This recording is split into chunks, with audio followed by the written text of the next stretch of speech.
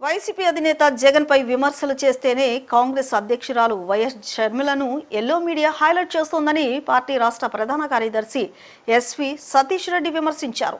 ముఖ్యమంత్రి చంద్రబాబు చేతిలో షర్మిల, సునీత పావులుగా వ్యవహరిస్తున్నారని ఆరోపించారు. జగన్తో నేరుగా పోరాడలేక చంద్రబాబు వారిని ఉపయోగిస్తున్నారని అన్నారు. గత ఎన్నికల్లో షర్మిల ఖర్చు చేసిన డబ్బంతా చంద్రబాబు నాయుడు ఇచ్చిందేనని ఆయన పేర్కొన్నారు. వైఎస్ఆర్ బతికున్నప్పుడే షర్మిలకు ఇల్లు, భూములు సహా అనేక ఆస్తులు ఇచ్చారని, ఇప్పుడు జగన్ సంపాదించిన ఆస్తిలో కూడా వాటా కోరడం తగదన్నారు. జగన్మోహన్ రెడ్డి గారి మీద అదే రకంగా అవినాష్ రెడ్డి గారి మీద చేయడం, దాంట్లో కూడా ఆయన మాట్లాడుతూ ప్రతి సందర్భంలో అవినాష్ రెడ్డి గారిని, జగన్మోహన్ రెడ్డి గారిని తప్పులు పెడుతూ మీ చేతిలో మీడియా ఉందని చెప్పి, మీ చేతిలో పత్రికలు ఉన్నాయని చెప్పి ఇష్టానుసారం మీరు మా మీద అద్భుతాలు చెప్తారనేటువంటి విషయం మాట్లాడింది.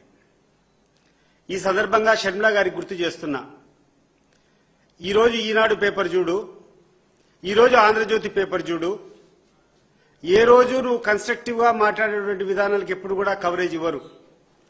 ఇప్పటికీ దాదాపు ఈ సోదరి మనులిద్దరికి,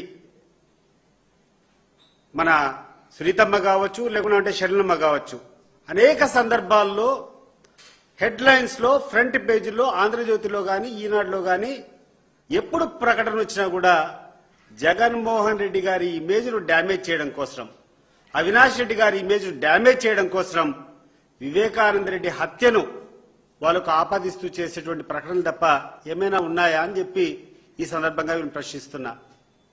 ఏమమ్మా షర్మిలమ్మ, నువ్వు చెప్పు, ఇప్పుడు పత్రికలు నీ పక్కన ఉన్నాయా, పత్రికలు జగన్మోహన్ రెడ్డి వైపు ఉన్నాయా, లేకుంటే వైఎస్ఆర్ కాంగ్రెస్ పార్టీ వైపు ఉన్నాయా? ఇప్పటికీ కొన్ని వందల సార్లు ఈనాడు పేపర్లో హెడ్లైన్స్, ఆంధ్రజ్యోతిలో హెడ్లైన్స్, మీకు కావాల్సినటువంటి ఏబిఎన్ ఆంధ్రజ్యోతిలో, TV5లో ప్రత్యేకమైనటువంటి ప్రసారాలన్నీ మీ ప్రెస్ మీట్ పెడితే వస్తాయి. ఎప్పుడు వస్తాయి? రాజశేఖర రెడ్డి గారి తనయుడు జగన్మోహన్ రెడ్డి గారు మీరు ఎప్పుడు విమర్శిస్తారో వీళ్ళందరూ కూడా పెద్ద ఎత్తున వచ్చి నీ ప్రచారానికి జగన్మోహన్ రెడ్డిని, ఆయన ఇమేజ్ను మసకబారే దానికోసం ప్రయత్నాలు చేస్తున్నారు తప్పితే, నువ్వు ఒక Congress party president, Congress party president గా నువ్వు చేసేటువంటి ఏ కార్యక్రమాలైనా వీళ్ళ దగ్గర నుంచి నీకు సపోర్ట్ వచ్చిందా? ఈరోజు షర్మిలమ్మ గారు ఈరోజు ఆలోచన చేయాలా. కాబట్టి తప్పుడు ప్రచారాలను, తప్పుడు మాటలను మానుకోవాలని చెప్పి ఈ సందర్భంగా షర్మిలమ్మ గారికి చెప్తున్నా. సేవే పరమావిధిగా కేఎస్ఎం చారిటబుల్ ట్రస్ట్ ఆధ్వర్యంలో అనేక సేవా సామాజిక కార్యక్రమాలు నిర్వహిస్తున్నట్లు trust founder and managing chairman Bagaiah తెలిపారు. ఉగాది శుభ సందర్భంగా నేడు కేఎస్ఎం చారిటబుల్ ట్రస్ట్ ఆధ్వర్యంలో ఉచిత కంటి వైద్య శిబిరంతో పాటు నిరుపేద మహిళలకు చీరల పంపిణీ కార్యక్రమాన్ని నిర్వహించామని చెప్పారు. రానున్న కాలంలో తమ ట్రస్ట్ ఆధ్వర్యంలో కంటి ఆపరేషన్లు, గైనిక్, న్యూరాలజీ, కార్డియాలజీ వంటి శస్త్రచికిత్సలకు ఉచితంగా వైద్య సహాయం అందించనున్నట్లు తెలిపారు. నగరంలోని భవానీపురంలో కేఎస్ఎం చారిటబుల్ ట్రస్ట్ ఆధ్వర్యంలో ఉచిత కంటి వైద్య శిబిరంతో పాటు నిరుపేద మహిళలకు చీరల పంపిణీ కార్యక్రమాన్ని నిర్వహించడం జరిగింది. ఈ కార్యక్రమంలో trust founder and managing chairman Bagaiah, Lions club district governor 2001 T. Durga Malleswara Rao, ప్రముఖ వైద్యులు పలగాని ప్రజ్ఞతో కలిసి పాల్గొన్నారు. ఈ సందర్భంగా వారు మాట్లాడుతూ 2009లో కేఎస్ఎం చారిటబుల్ ట్రస్ట్ ఏర్పాటు చేయడం జరిగిందని, ట్రస్ట్ ఆధ్వర్యంలో నిరుపేద విద్యార్థులకు సహాయ సహకారాలు అందిస్తూ వస్తున్నామని చెప్పారు. రానున్న కాలంలో తమ ట్రస్ట్ ఆధ్వర్యంలో కంటి ఆపరేషన్లు, గైనిక్, న్యూరాలజీ, కార్డియాలజీ వంటి శస్త్రచికిత్సలకు ఉచితంగా వైద్య సహాయం అందించనున్నట్లు తెలిపారు. అదేవిధంగా భవిష్యత్తులో బ్లడ్ క్యాన్సర్, తలసేమియా వ్యాధిగ్రస్తులకు వాలంటరీ ఆర్గనైజేషన్ ద్వారా ఫ్రీ చెకప్ అందించనున్నట్లు చెప్పారు. ప్రతి సంవత్సరం తమ ట్రస్ట్ ఆధ్వర్యంలో 20 నుంచి 25 మంది చిల్డ్రన్స్ను అడాప్ట్ చేసుకునే విధంగా తమ బోర్డు మీటింగ్లో నిర్ణయించామని, అదేవిధంగా ప్రతి సంవత్సరం సంక్రాంతి, దసరా, ఉగాది పర్వదినాలకు 15 నుంచి 20 మంది క్యాన్సర్ పేషెంట్లను అడాప్ట్ చేసుకోనున్నట్లు చెప్పారు. ఉగాది శుభ సందర్భంగా 41, 42, 43వ డివిజన్ మున్సిపల్ శానిటేషన్ వర్కర్స్ కూడా తమ ట్రస్ట్ యొక్క సహాయ సహకారాలు అందిస్తున్నామని పేర్కొన్నారు. ప్రతి సంవత్సరం కంటి ఆపరేషన్స్ కానివ్వండి, గైనిక్ కానివ్వండి, neurology and cardiology complete profile మా ట్రస్ట్ అండర్లో మనం స్వచ్ఛందంగా చేయడానికి ముందుకు వస్తున్నాము.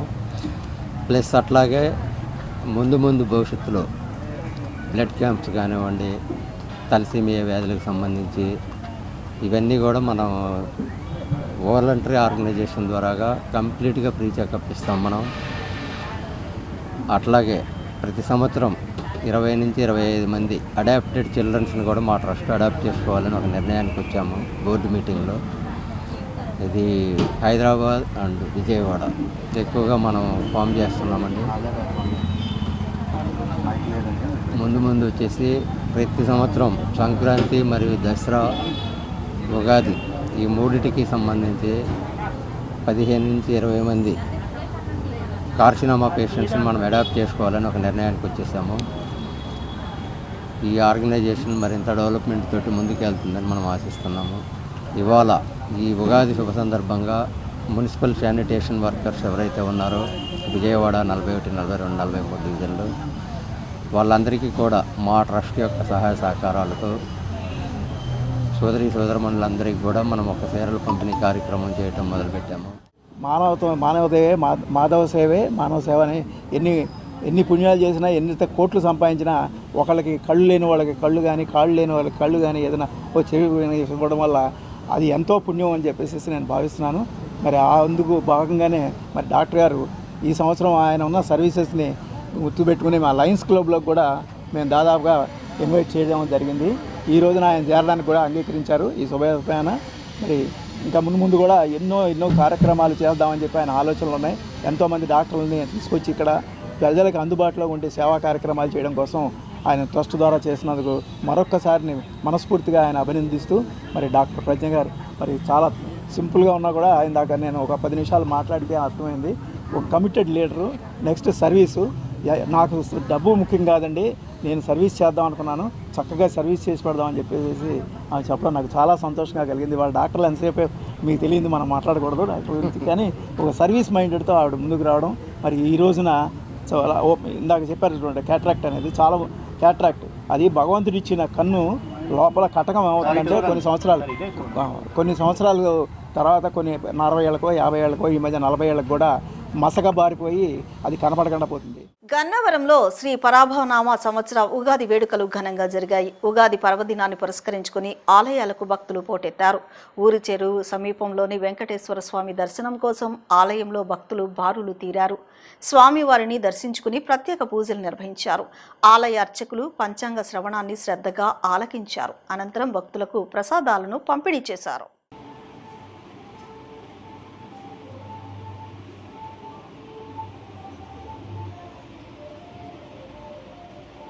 ఫస్ట్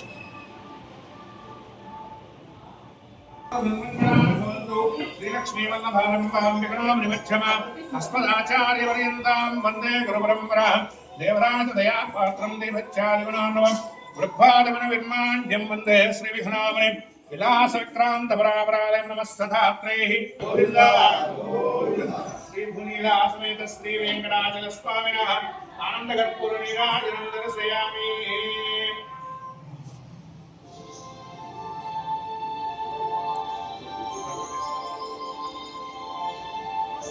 శతమానం భవతి శతాయ పురుషస్తేంద్రియః ఆయుష్యేంద్రియే ప్రతిష్టతి విలాసవిక్రాంతపరాపరాలయం నమస్తథాత్రైః క్షపణీన రక్షణం ధనం మదీయమోస్థానమహంగరిషతే గరుడో వాహనాధీశః పాదుకాకారమాశ్రితః విష్ణోర్వైకుంఠం లోకమాప్రయాదం. అనాదిగా వేయించేసినటువంటి శ్రీ భూనీలా సమేత శ్రీ వెంకటాచల స్వామి మరియు ఆంజనేయ స్వామి దేవాలయంలో ఈరోజు ఉగాది పర్వ సందర్భముగా స్వామివారి మూలవర్లకు విశేష చంద్ర అలంకరణ జరపబడినది.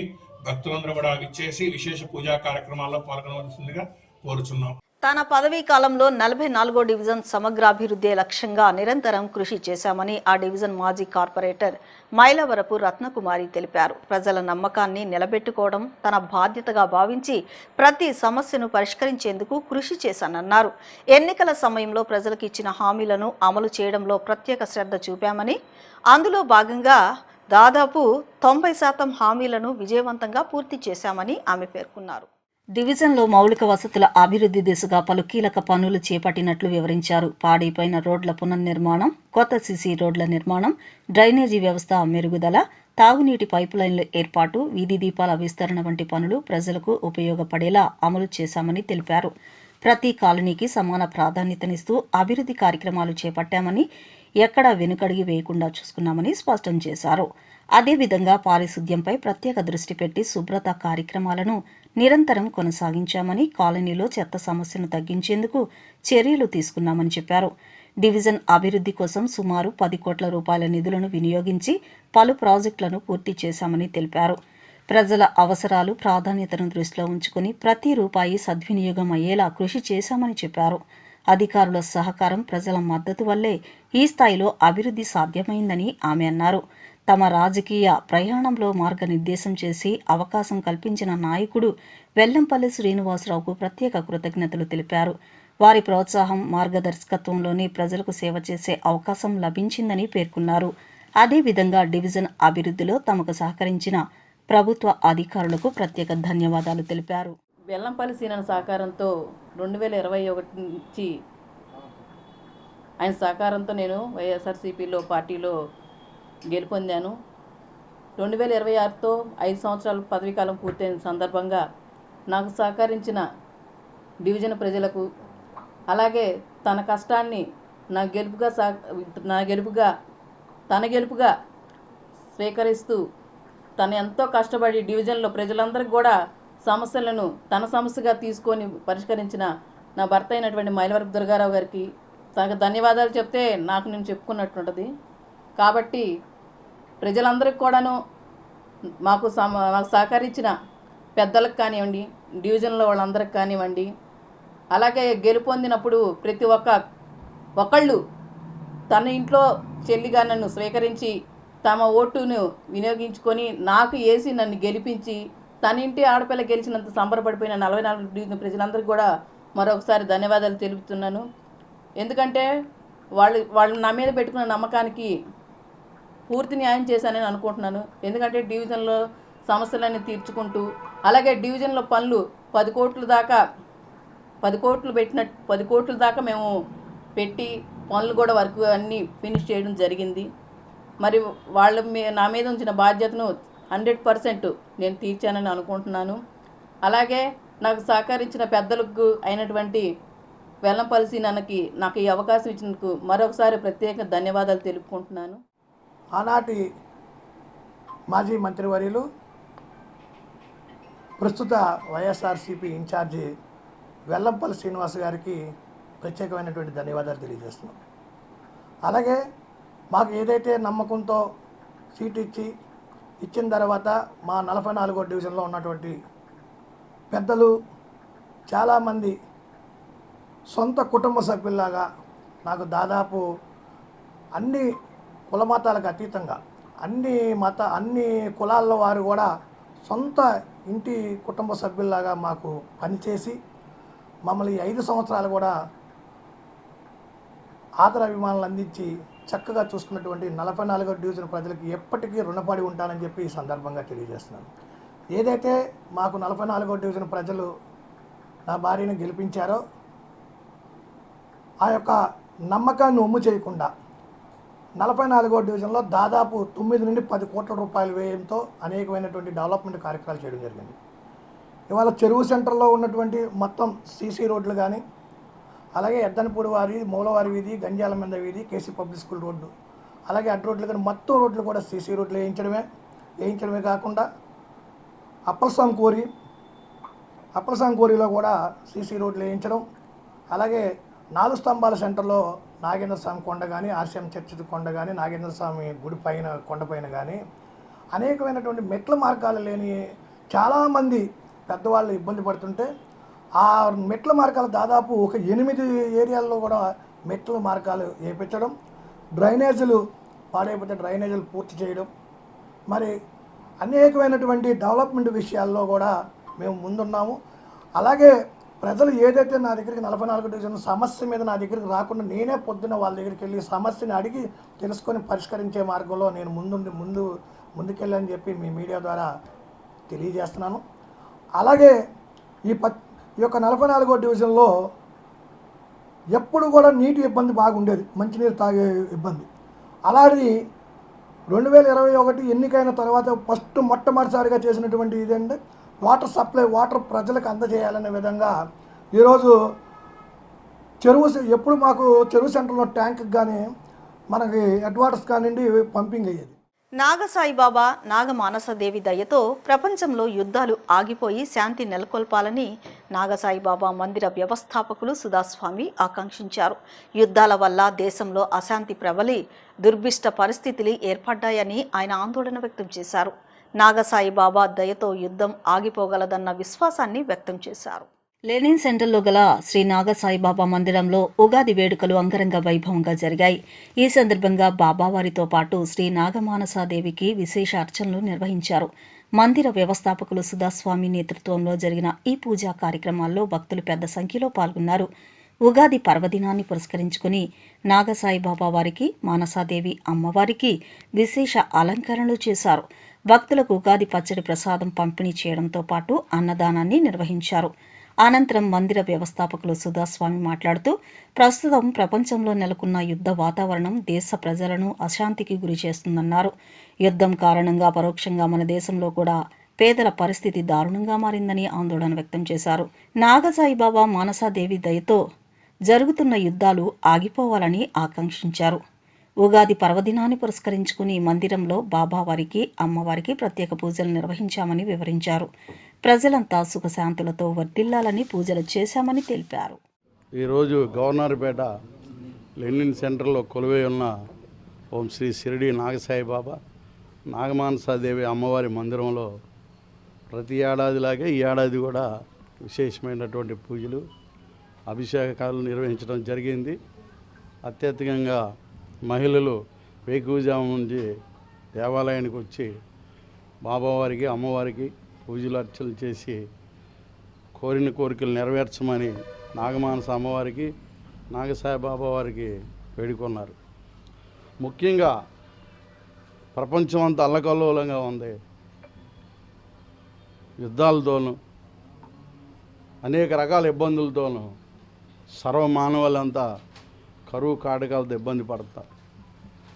యుద్ధాలు ఆగిపోవాలని ఆ షిరిడి నాగసాయిబాబా, నాగమానస అమ్మవారు అనుగ్రహించి ప్రపంచాన్ని అంతా మానవుల్ని రక్షించాలి, కాపాడాలని నాగమానస తల్లి శక్తి ప్రతి మానవుడికి అవసరం. ఆ తల్లి ఒక్కసారి నామం తలిస్తేనే సకల విజయాలు ప్రాప్తిస్తాయి. అందుకని దేశంలో చాలా కరువుతోనూ ఇబ్బందులతో ఉన్నారు. ముందు రాబోయే కాలానికి ఈ యుద్ధాల వల్ల చాలా అనార్థాలు జరగబోతున్నాయని ఉంది. అలాంటి యుద్ధాలు జరగకుండా యుద్ధాలు ఆగిపోయి ప్రపంచ శాంతిగా ఉండాలని, ప్రపంచంలో ఉన్నటువంటి మానవులందరూ సుఖ సంతోషాలతో జీవించాలని, మన భారతదేశంలో మనందరం ఈ గడ్డపై పుట్టినందుకు చాలా గర్వపడుతున్నాం. అందరికీ ఆతిథ్యం ఇచ్చేటటువంటి మహాతల్లి మన భారతమాత.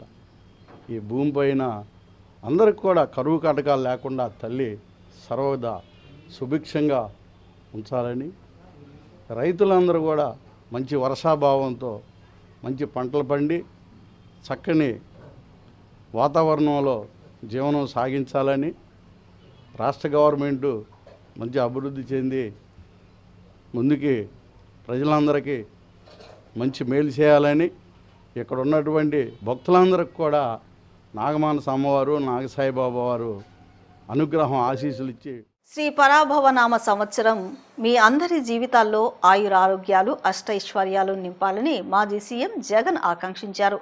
భగవంతుని ఆశీస్సులు ప్రతి ఒక్కరిపై ఉండాలని కోరుతూ ప్రపంచవ్యాప్తంగా ఉన్న తెలుగు ప్రజలందరికీ ఉగాది శుభాకాంక్షలు తెలియజేశారు. వైసీపీ కేంద్ర కార్యాలయంలో ఘనంగా శ్రీ పరాభనామ సంవత్సర ఉగాది వేడుకలు ముగిశాయి. ఉగాది వేడుకల్లో వైసీపీ అధ్యక్షులు మాజీ సీఎం వైఎస్ జగన్మోహన్ రెడ్డి, వైఎస్ భారతి దంపతులు పాల్గొన్నారు. సంప్రదాయ పంచికట్టు భుజాన కండువాతో ఉగాది వేడుకలకు వైఎస్ జగన్ హాజరయ్యారు. ఉగాది వేడుకలు పంచాంగ శ్రవణం కార్యక్రమానికి వచ్చిన వైఎస్ జగన్ దంపతులకు వేద పండితులు పూర్ణకుంభంతో స్వాగతం పలికారు. ఈ సందర్భంగా వైఎస్ జగన్ దంపతులకు పార్టీ ముఖ్య నేతలు, నాయకులు, మాజీ మంత్రులు, ఎమ్మెల్యేలు, ఎమ్మెల్సీలు, మాజీ ఎమ్మెల్యేలు, మాజీ ఎమ్మెల్సీలు ఆహ్వానం పలికారు. ఉగాది వేడుకల కోసం పార్టీ కేంద్ర కార్యాలయంలో శాస్త్రోక్తంగా పూజల తర్వాత పిడపర్తి భాస్కర సుబ్రహ్మణ్య శాస్త్రి పంచాంగ శ్రవణం వినిపించారు. పంచాంగ శ్రవణం అనంతరం వైఎస్ జగన్ దంపతులకు వేద పండితులు వేద ఆశీర్వచనం ఇచ్చి తీర్థ ప్రసాదాలను అందజేశారు. పంచాంగ శ్రవణం అనంతరం కార్యక్రమానికి హాజరైన ప్రతి ఒక్కరితో పాటు రాష్ట్ర వ్యాప్తంగా ఉన్న పార్టీ నేతలు, నాయకులు, అభిమానులు, ఇంకా 2 తెలుగు రాష్ట్రాల్లో ఉగాది పండుగ ఘనంగా జరుపుకుంటున్న వారందరికీ వైఎస్ జగన్ హృదయపూర్వకంగా శ్రీ పరాభవనామ సంవత్సర ఉగాది శుభాకాంక్షలు తెలియజేశారు. ఆ పంచాంగ శ్రవణం చేసిన పిడపర్తి భాస్కర సుబ్రహ్మణ్య శాస్త్రితో పాటు పండితులను సన్మానించారు.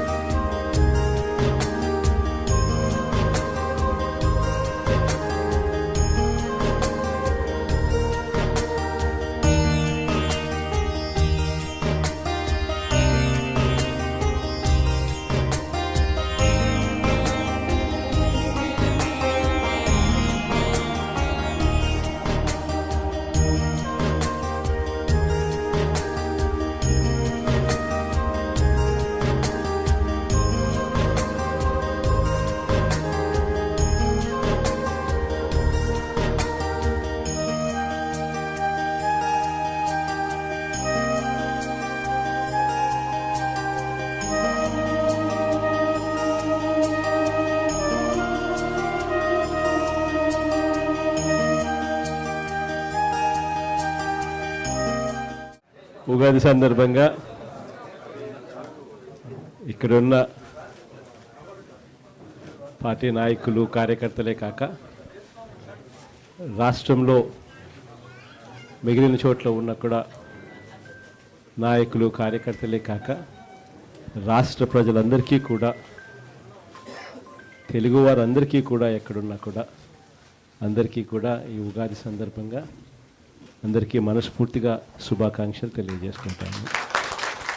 వార్తలు ముగించే ముందు ముఖ్యాంశాలు మరొకసారి.